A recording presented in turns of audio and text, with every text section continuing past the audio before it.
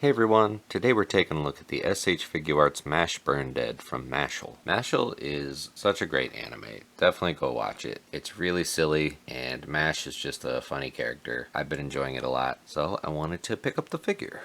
I was a little worried before buying it that the robes would hinder the articulation a lot, but I ended up being pleasantly surprised.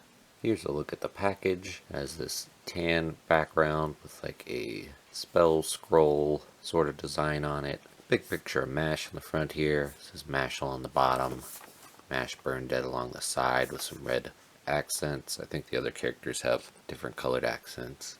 On the top, Mash Burnedead. Some more pictures on the sides. And then some pictures on the back with poses. I think it looks pretty good overall. I still like the Naruto boxes best out of the SH Figuarts packaging, I think. First we'll take a look at some of the details. Mash is in his school uniform here, so it's a very dark navy blue. He's got the white dress shirt with his red tie, and the brown shoes and belt on. Also on the back he's got the Adler House symbol. For the face he's got his, I don't think this is a spoiler since you find out in the first episode, his fake magic symbol. The mushroom head hair, and the dead eyes. This is a great neutral expression. It's very accurate to Mash. The hair could maybe be a little bit wider. I don't think it's bad. There are some scenes though where I think it's a little bit wider and hangs over the ears a little bit more. I think this looks pretty good though. Lots of nice sculpted folds and wrinkles in the sleeves. And some folds sculpted into the shirt here as well. That looks nice. The tie is a soft kind of rubbery piece. At the belt, this is a floating piece. This can kind of shift up and can kind of get out of place sometimes, but it hasn't been too bothersome.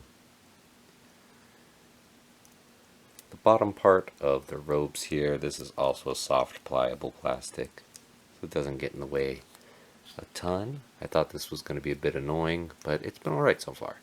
It does have a hinge and can look disjointed at times when that gets moved out of the way. A little bit of the like a Revoltech figure there, but it's not awful.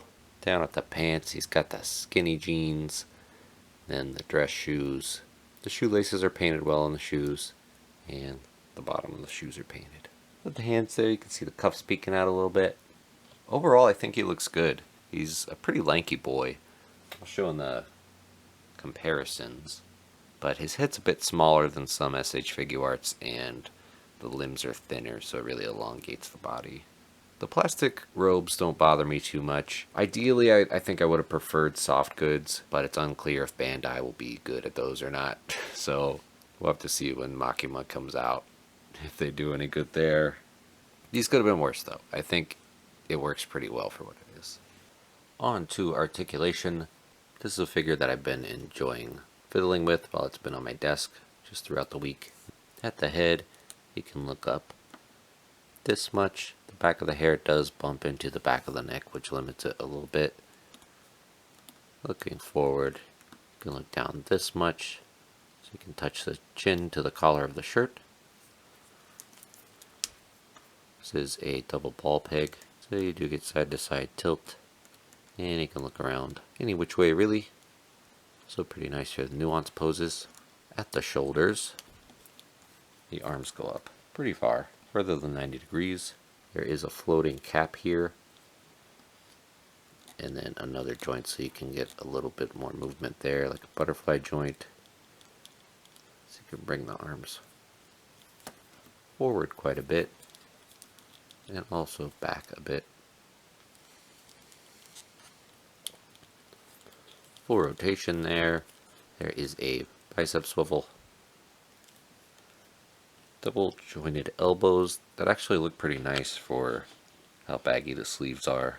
I would have liked it a little bit better if they just rounded out the sleeve here instead of making these little flat cuts. When the arms are down, it makes it look a bit more seamless, but once it's bent you get these weird flat bits. It's not super noticeable though since it's all pretty dark. At the hands, there are ball hinge wrists, and those aren't really limited at all. The sleeves are big enough that they don't get in the way. At the diaphragm, you can lean forward About not much. And back. Not really a ton because the robe gets in the way. But then with the waist joint, you can lean forward pretty far. And back on alright amount.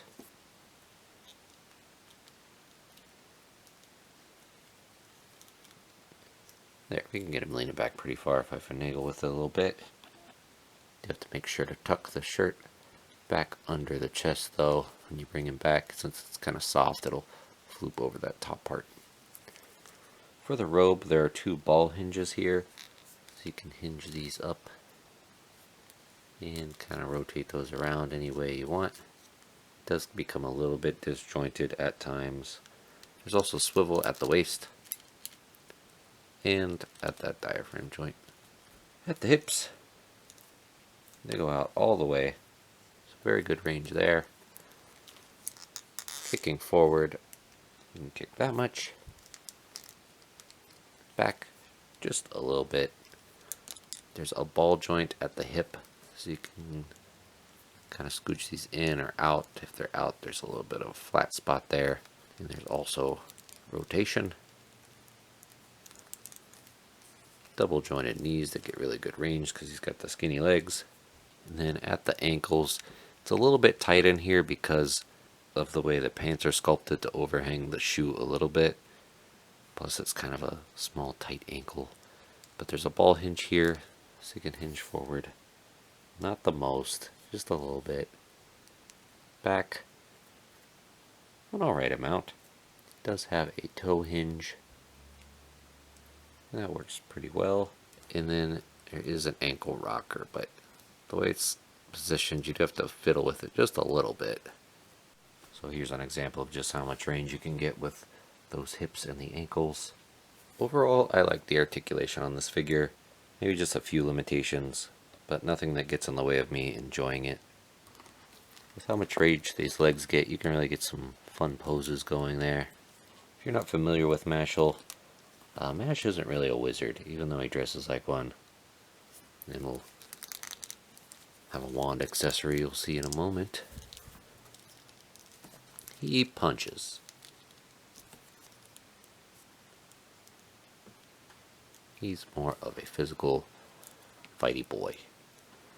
So it's good that you can get him into all these cool, dynamic action poses. So speaking of accessories, Mash comes with this neutral face on him in the package, as well as 4 additional faces. One where he's looking down kind of menacingly, one where he's looking off to the side with the mouth slightly open, one where he's got the wide eyes and a bit of drool coming out of his mouth, and one where he's eating a cream puff. And to go along with the cream puff eating mouth, he has this cream puff accessory. It's sculpted pretty well. It could maybe use a wash or something though. And there's also a hand that holds the cream puff. So he comes with a left and a right hand for holding the cream puff. And he holds it pretty well. I feel like this is something that could fall out and you could lose a little bit easily, but so far he seems to hold on to it pretty tightly. So probably not a ton of worry there. Otherwise, for hands in the package, he comes with fist hands. He'll be needing those a lot. A pair of open hands. A pair of pointing hands that are also used to hold his wand. Speaking of which, he comes with a wand. It's pretty plain, it's just cast in black plastic. And that will just slide into the hole in the hand here.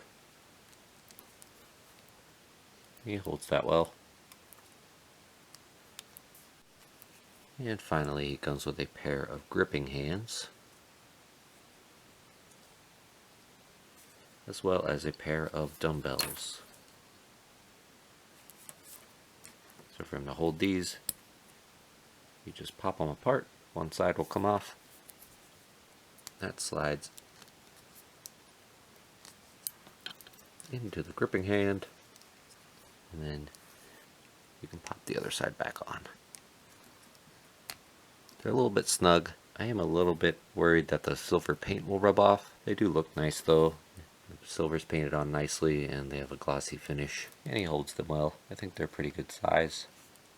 For size and comparisons, Mash is standing at about 6 inches tall. Here he is next to the SH Figuarts Yuji Itadori from Jujutsu Kaisen and the amazing Yamaguchi Kirishima from My Hero Academia. You can see here that even though he's similar heights to these characters, his head and hands are quite a bit smaller, which gives him a lankier look. That combined with the skinny limbs and small feet. So on his own he just appears to be very lanky and tall, but with other anime characters he fits in a little bit weird. I think he could still make it work though, it's not too big of a deal. Mash encounters some creatures along the way, so here he is with the Mezco Bartholomew Vex and Furry Planet Veteran William, the exclusive white version, along with Bartholomew's little snail bag. And finally, for some domestic figures, here he is with the NECA Last Ronin Raphael and Marvel Legends X-Men 97 Nightcrawler. So overall, I've been enjoying this figure a lot. If you enjoy Mashle, then I would recommend this figure. And if you haven't seen Mashle, then I'd recommend you watch it, because it's a good time, and this figure is a good time. There's not a ton of negatives here. It could use some more paint and shading, of course. And the thin legs may cause some stability issues, but I haven't run into that too much. Overall, I think it's just a fun figure to pose. You may be able to find this figure on sale. I got it for about $48 on Amazon. And I'm not sure how popular the Mashle figures will be or if they'll continue this line. Right now it's just the 3 figures they have out. Did also get Lance Crown, so if you want to see that review, let me know in the comments. I would like to see them make a couple more characters from the series. Rain Ames would be cool, but if not, I'll be happy with this one. If you enjoyed this video though, don't forget to like and subscribe. Let me know if you'll be picking up this figure or your thoughts on Mashle in general. Thank you for watching, and I'll see you next time.